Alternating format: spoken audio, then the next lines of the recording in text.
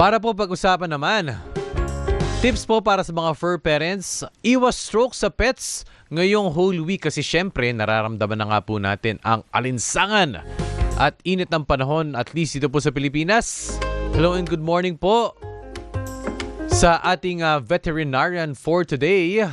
At syempre ang founder ng Pet Partner Philippines Inc., Dr. Gab Almbera. Good morning po, Dr. Gab, Nina Corpus at Migs Bustos. Good morning, Sir Migs, and good morning, Ma'am Nina. Thank you so much for having me again. I think this is my third time to be interviewed here at DZMM. Opo, So good morning opo. din po sa mga pet parents natin. Maraming salamat po sa inyong patuloy na pag-yes po sa mga imbitasyon po namin para po sa serbisyo, para po sa ating mamamayan. Okay, tips po para sa mga fur parents kasi syempre medyo painit na po, no? At lalo na mag-Holy Week, baka mamaya yung iba babiyahe, iwan yung kanilang mga pets o isasama ang kanilang mga pets sa kanilang mga long travels, Doc.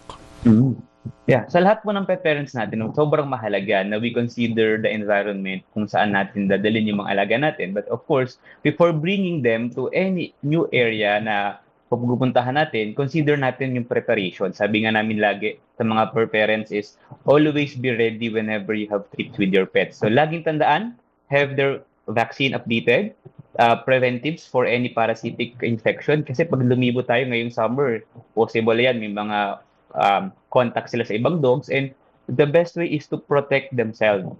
Lagi din natin tatandaan na yung ating carrier ay dapat enough in space, and consider natin kung yung mga lugar na pupuntahan natin is conducive or ideal sa mga pets natin. Kasi marami tayong mga pets na minsan hindi naman talaga kaya yung long travel. So always have with you yung mga medicine na kailangan nila, yung mga panglaban sa stress, and pinakamahalaga ngayong summer, keep them hydrated and cool. Ang mga pets natin is mahina yan sa mga heat stress dahil sa kanilang fur, and wala po silang mga labasan ng init. Kaya tandaan, kapag may mga sign ng heat stress, kailangan ready po tayo lagi. Doc Gab, maganda yung... Sige, Nins, go ahead. Okay, ano po yung mga symptoms na nakakaramdam na yung ating mga pets ng heat, let's say exhaustion, bago mag-heat stroke? Oo, no, mahalaga po maisip natin, lalo na sa mga fur parents na talagang laging ready. Ang normal temperature po ng cats and dogs natin ay between 38 to 39.2. So, syempre, sa mga emergency situations, hindi naman natin kaya i-check yung temperature. Pero if we have the means to do so, yung 39.5 and above, sign na to na simula na yung heat stress sa kanila. Kasi ito ay nag-accumulate within their body. Sa mga physical signs, madalas na makita natin ay nagkakaroon na ng panting o yung paglalabas ng dila nila with salivation. Ito yung mga initial sign na meron ng heat stress silang nararamdaman.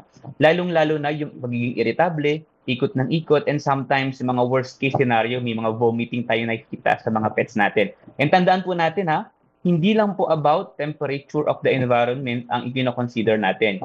Kapag walang hangin, high humidity, and mainit yung surface, possible din itong mag-cause ng heat stress kahit hindi ganun kainit ang paligid. Nako, paano po yan sa mga babiyahe po, especially sa mga North Luzon, sa mga inland po ng mga probinsya na talagang hindi may iwasan na mataas ang temperature? Ano po yung mga proactive steps para po sa mga fur parents para hindi talaga sila tamaan nito?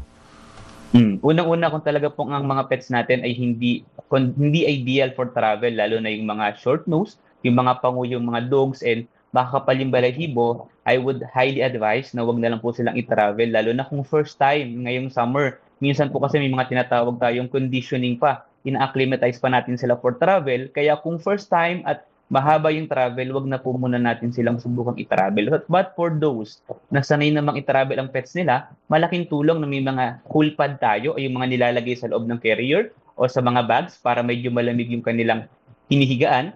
Meron din pong mga fans na pwedeng ilagay dun sa mga cages and carriers natin. And of course, you have to have regular water na bibigay sa kanila for hydration.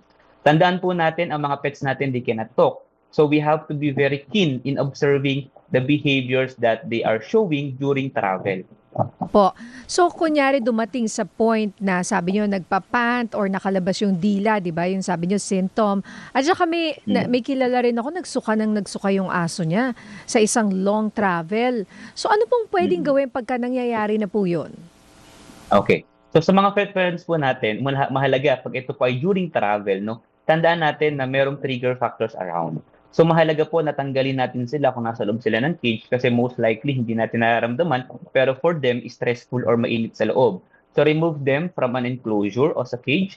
Ilagay po sila sa isang mas maluwag na area. For example, kung nasa car tayo, ilagay natin sila sa upuan. Let the aircon run ng mas malamig. Bawal na bawal po, lalo na dun sa mga nasa mga bahay natin, na magbuhos agad ng malamig na tubig kapag nagkakaroon na ng stress kasi nagkakaroon po ng possible shock sa katawan ng dogs natin or cats natin na nagko-constrict po yung kanilang vessel at possible mag-worsen yung condition.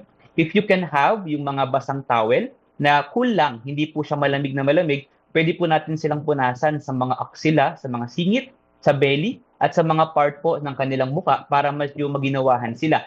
Mahalaga din po na mag-offer tayo ng small amount of water. Hindi din sobrang lamig, enough lang po yung lamig para ma-freshen up sila. And kung kaya po natin mag-drop by sa pinakamalapit na clinic dahil tandaan natin, ang heat stroke, kapag po yan ay tumama, irreversible damage yan sa brain. Kaya po yung mga incident na talagang highly often na po yung vomiting, iba po may mga blood na o iba naman nagsi-seizure na, wala na pong means to first aid. Maghanap na po ng nearest clinic para mabigyan sila ng urgent medical care. Muli po, Doc, additional lang po, huli pong paalala para po sa ating mga viewers and listeners. Sa lahat po ng fur parents natin ang sa ating nanonood, tandaan po natin during this summer season, hindi lang po mga pets natin ang apektado. Kaya mahalaga din po na we put a lot of care and also concern sa mga stray animals natin. Kung naiinitan na po yung mga alaga natin ngayong mainit ang panahon, paano pa po yung mga nasa streets ng mga alaga, so yung mga community animals and dogs natin. So while we are concerned of our pets, we also have to extend our care and concern to every animals around us. Kaya po mahalaga na hinihiling ko na magbigay din po tayo ng tulong sa mga stray animals and while protecting our cats and dogs.